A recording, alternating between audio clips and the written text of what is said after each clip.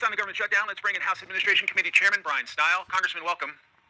Thanks for having me on. So the optics of the government shutdown are not great. You got flight delays. You've got air traffic controllers working more than a month now without a paycheck. House Democratic leader Hakeem Jeffries is blaming President Trump. Let's play it. I'll get you to react.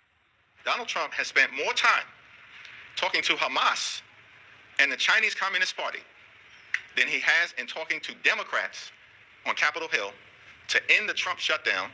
Mr. Chairman, how do you respond?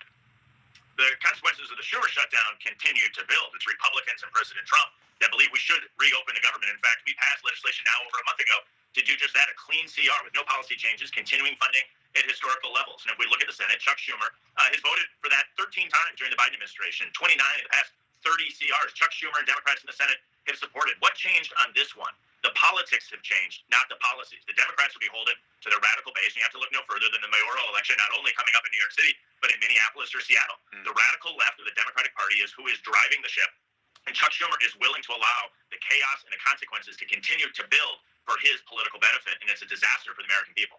Two federal judges late yesterday ordered the Trump administration to come up with the money to keep those SNAP benefits continuing on. While I do not want to see people go hungry, if you make carve-outs for things like that, does that create any incentive to reopen the government?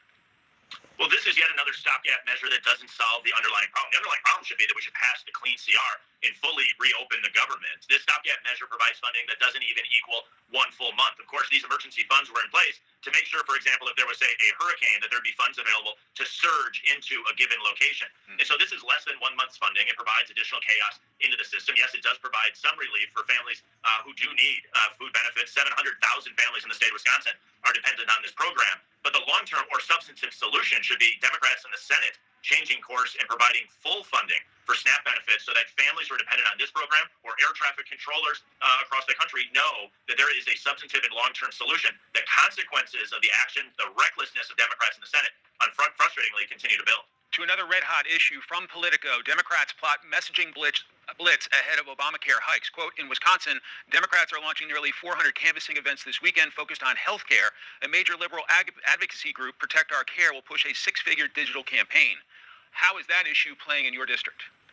Well, this is where the importance of getting the real information to the American people is so absolutely essential. It's nothing new to know that liberal causes are going to be out trying to distort information in the state of Wisconsin or across the country. It's where we have to get out and explain to the American people what's going on, because the broader corporate legacy media will fail to do that. It's actually Republicans and President Trump who continue to